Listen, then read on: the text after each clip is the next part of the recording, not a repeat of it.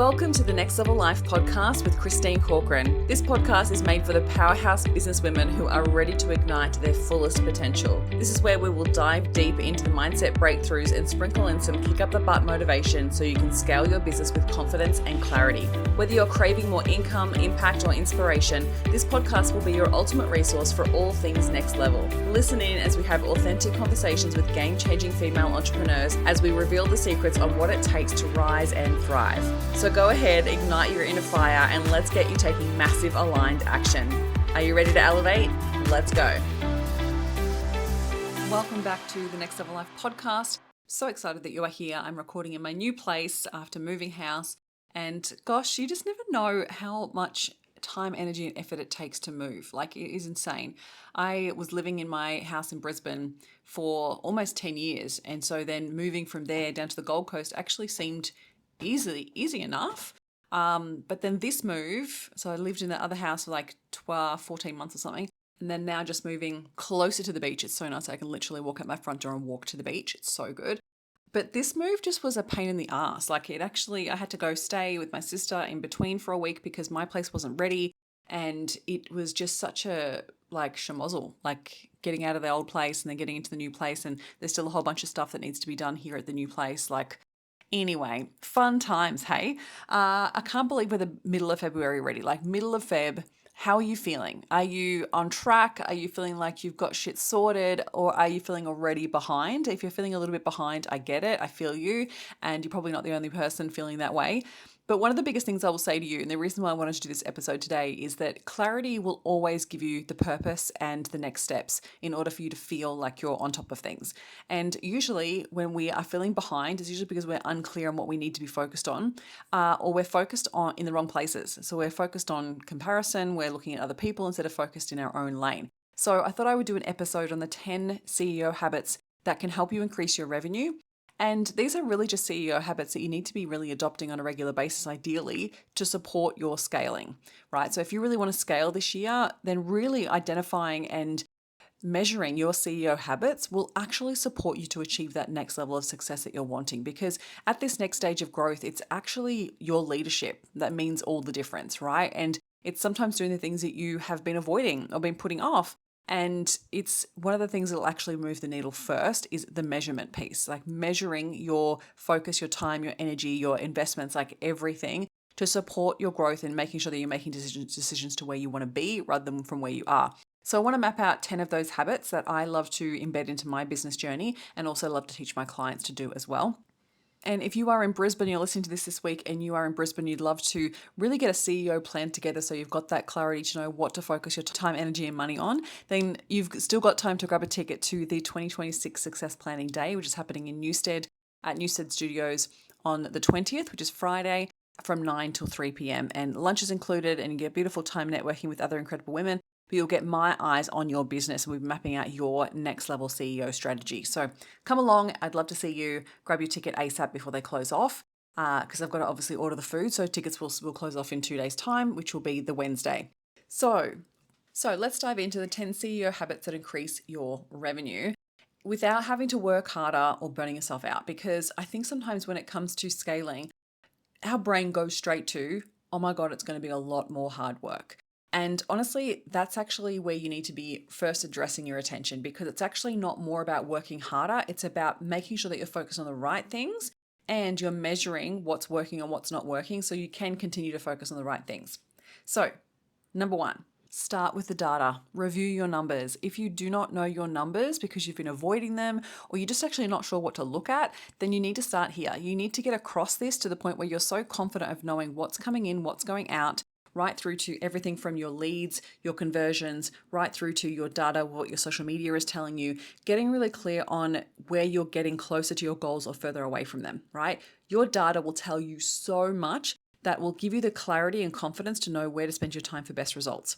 So if you're not really sure where to spend your time, I'm actually in the middle of creating a monthly CEO review to support you with knowing what to look at and what to measure and what to come back to on a regular basis in order to support your decisions in your business. So keep an eye out, check out the link in the show notes. If it's not there today, it'll be there by the end of the week.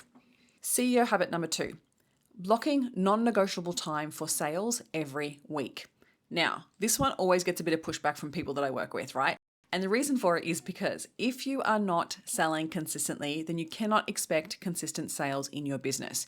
Secondly, I don't mean being salesy, right? So, what I mean by this is that allocating time in your calendar to focus on sales activities, right? So, whether it be following up with past conversations, generating new conversations, whether it means sharing your offer, sharing your lead magnet, really focused on what's actually going to drive conversions in my business. And if you are not allocating time for that every single week, it's most likely causing inconsistency in your income. So block it out and make sure it happens. Because this type of stuff is not just for when you're quiet and need to bring clients in. If you're having inconsistent income in your business, it's usually because you're putting this off only to when you need clients and you're getting stuck in desperation and selling from a place of desperation instead of actually just generating conversations and focusing on building relationships. When you are building relationships, you're able to bring in new clients on a consistent basis without feeling salesy at all because you're not coming from a place of desperation or scarcity. You're actually just furthering the conversation. CEO habit number 3. Making decisions from your long-term vision. So this is really growth-focused activities, right? Because if you're really keen to scale, you cannot keep making decisions from where you are now. You've got to make them from where you want to be. So taking a moment to actually ask yourself, am I making decisions from where I want to be versus where I am now? And asking yourself, what needs to change? What needs to happen? What are the decisions I need to make now in order to support where I want to be in 6 months, 12 months, 5 years' time? Which then brings me to CEO habit number 4. Protecting your CEO time. Now, this is more than just spending some time thinking about your long-term vision, but it is definitely a part of that, right? I have allocated time in my calendar every single week for CEO time. This is not business admin time. Okay, I just want to highlight that. When we are just doing business admin in CEO time, we're not moving the business forward, right? You've really got to think about your creativity and how you spend your time thinking about your next focus, your next move in your business, right? So this is where I get stuck into getting really clear on who my ideal client is, sitting with that and determining what is it that they want and need right now from me. How can I further serve them? How can I add value to them, right? And then I'm thinking about my long-term goals of like really where I want to be and what needs to actually happen in order for me to get there.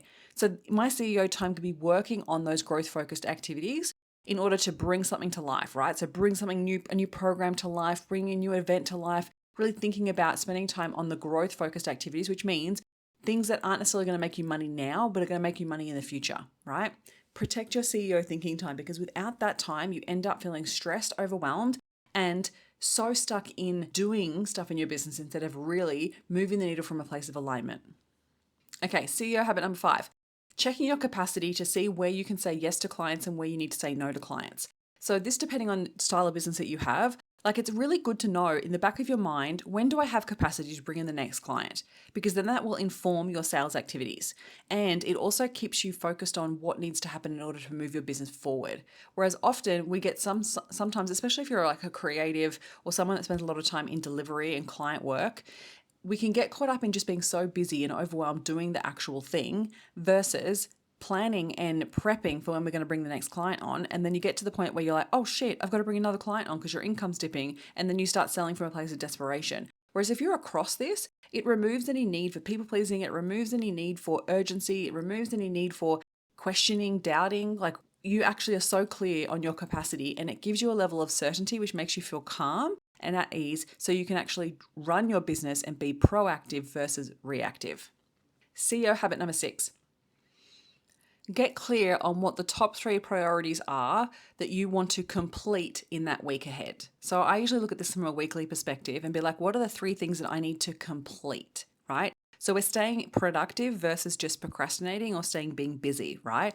I'm always clear on like, what are the 3 things that need to be completed by the end of the week? And that keeps me really focused in the in-between times that I'm not coaching clients, that I'm actually working on completing those things to be able to add more value to my audience and to my people, right? Because without that, things don't happen. Things don't move forward. So for instance, like this week, I'm working on my new resource, my CEO monthly review. And then I'm also working on finishing the recording for the capacity calculator that I created. I did a masterclass on it last week, and I want to re-record just a little session on how to utilize the calculator so I can start using that as a lead magnet. So that has to be completed this week.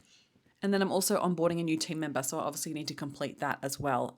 in depth, right? And so I'm redoing my onboarding document in order to support that onboarding process. So then it's also updated for the next time that I do an onboarding. So just get really clear. What are the 3 priorities that I have to complete this week in order to support my business moving forward?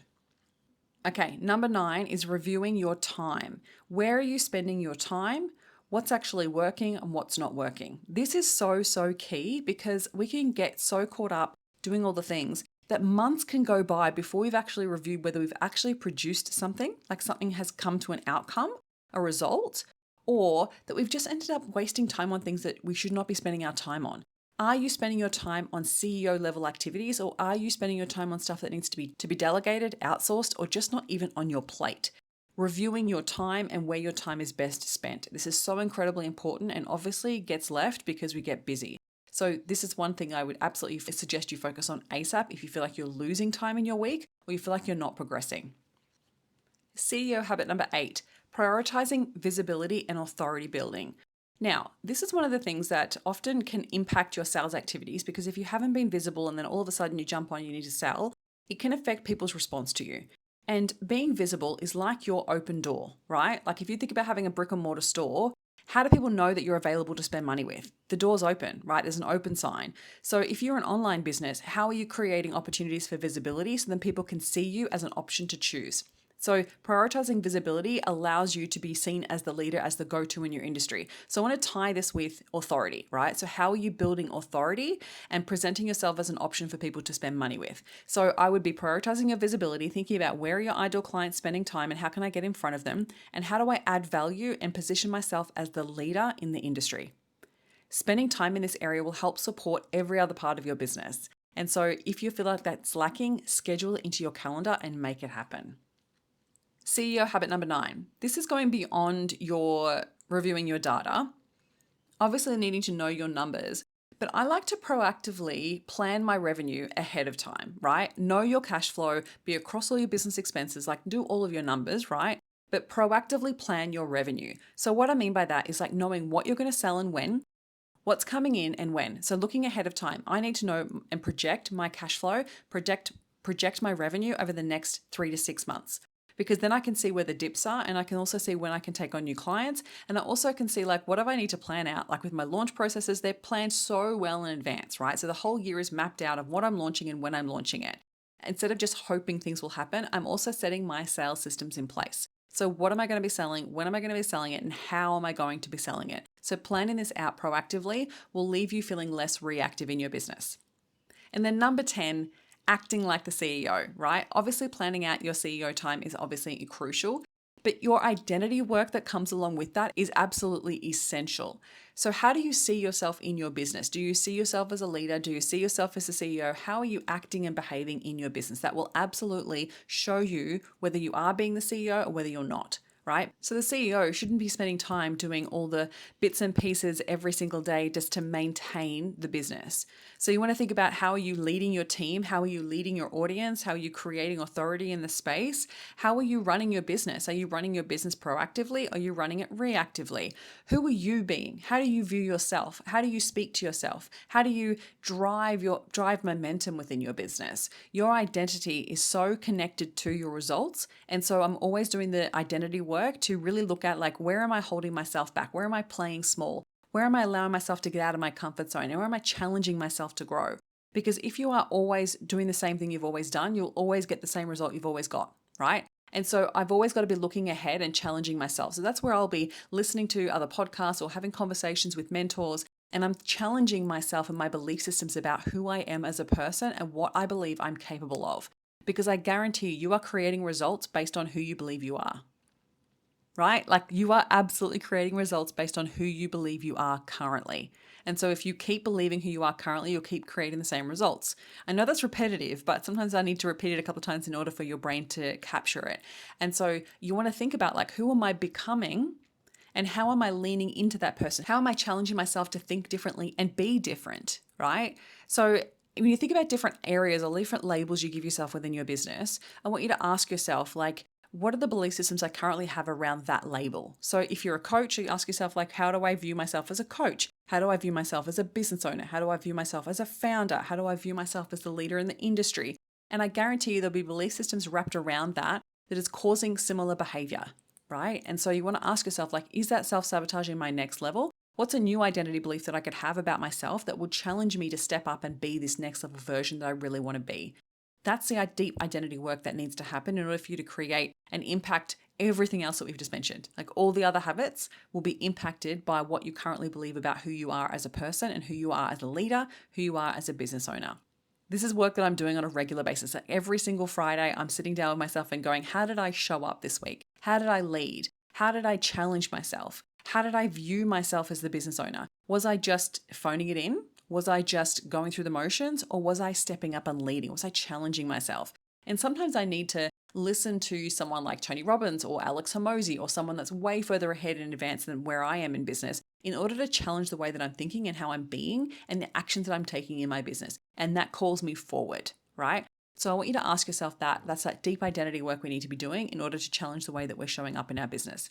So I hope this episode has served you to really think about the CEO habits that you currently have in your business, and maybe there's a few here that you need to adopt. I'd love to hear which one really resonated with you, so make sure you send me a DM and let me know what you took away from today's episode, and I hope to either see you in Brisbane really soon or somewhere around the traps. All right, chat to you on Instagram or wherever you hang out. See you soon.